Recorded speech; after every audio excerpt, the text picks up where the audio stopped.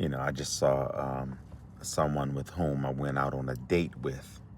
A date. I was at a friend of mine's birthday party. And this particular person was the event planner of the birthday party. So while I'm at, my friend's birthday party, at this time I hadn't gotten a number, we hadn't conversed or anything of that nature. But so I'm watching her because I don't just look at somebody and say, oh, I got to get a number. No, I got to watch you. So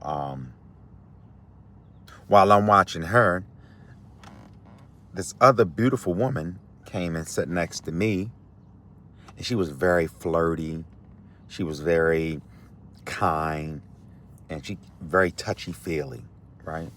Very touchy-feely. So she said, well, maybe you and I, can hang up. She was talking about places that she likes to go and so forth. She said, maybe you and I, can hang out. But my eyes was on the event planner. The conversation that she's giving is cool, but I'm not connecting with her. She's connecting with me, but I'm not connecting with her. See, there's some people that will connect with you, but you don't connect with them. Yeah, and it's a dangerous thing to force a connection, because then you're connecting with the person out of either lust or comfort, and you're omitting or you're not paying attention to that there's really no connection. But anyway, I digress. So, we sitting there. The event planner walked over to us, right? And said something to the girl that was sitting next to me. I said, who is she? Right? She said, oh, that's my sister. But she didn't know that I was locked in to her sister, right? So I knew that in order to get her sister, I had to get away from her. So I got up, I stood, I went over there by the door, and I'm observing, the sister who was the event planner. So, went over and I got a number. I said, well, come on. We started conversing. I said, well, what you doing this weekend? And so I said, well, let's go get something to eat. So this is why it's important that you always listen to every word a person is saying while they are with you, because it's in the context clues of what they're saying that gives them away. And I'm going to tell you what I did so that you won't do it. So while we're there, I just got my facial and all that, blah, blah, and all that, right? So while we're there, she says, you know what? I don't want to date a man that look better than me. How do you determine that? She said, I don't want to date a man who look better than me, who dress better than me, and so on and so forth. When she said that, it was a trigger. I'm sorry, it was a red flag when she said that. But I still went on hoping that the date would get better in my estimation. You know what I mean?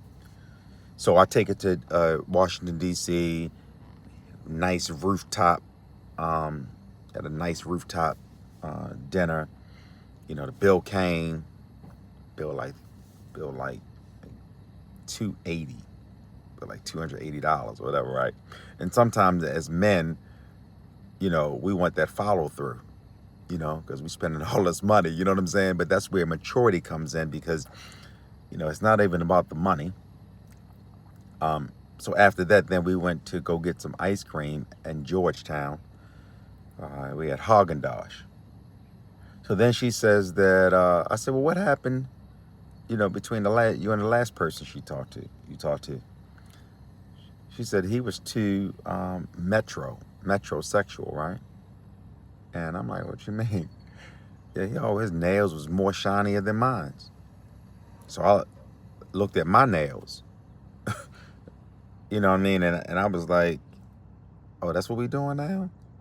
You know what I'm saying? But don't do what I did in my immaturity, because I spent so much money already. I wanted to have some follow through. I'm hiding my nails at this point. Yeah, I'm hiding my nails at this point. Don't do that. Don't dumb me down for anybody. So we're driving and so like I'm trying to end the date now because she doing too much. And but then in the back of my mind I think about the amount of money that I spent, and I mean she got a good vibe about herself. A good vibe. But I don't know that the vibe was really in existence, because sometimes we can make ourselves feel a certain type of way towards a person. Yeah. That we can create a vibe in our mind that really doesn't exist. Yeah. So, we were talking, and I just thought about it, that I'm not her type. Cook, what do you mean you're not her type? I keep my nails done. I keep my maintenance up. And I don't know if she may feel I look bad. I don't know. But I'm not her type, and I got to be okay with that. And I'm saying all that to say that you may not be you are not everybody's cup of tea. You're not everybody's type. And you got to be okay with that.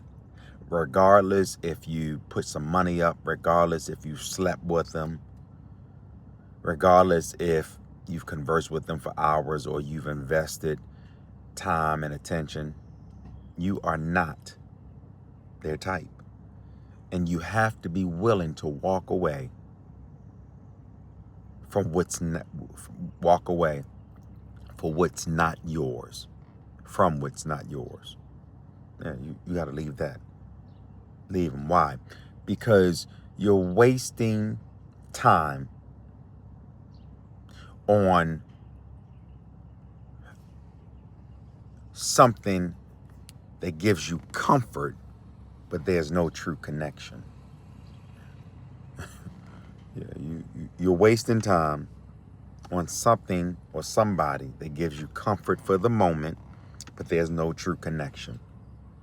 Yeah.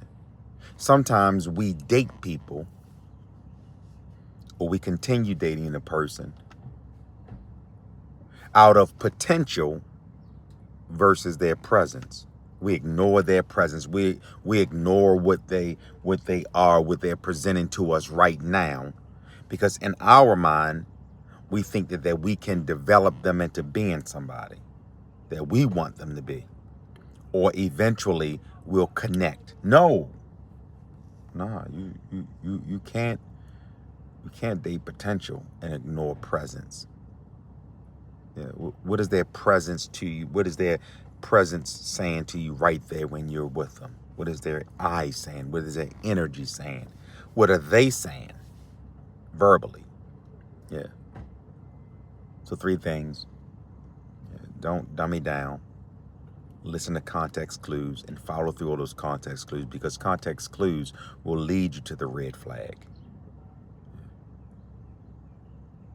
It'll lead you there. And I'm still popping. I just got my facial. Put a little thing on. You want somebody that's going to see your glow and not dim your lights. Let's go.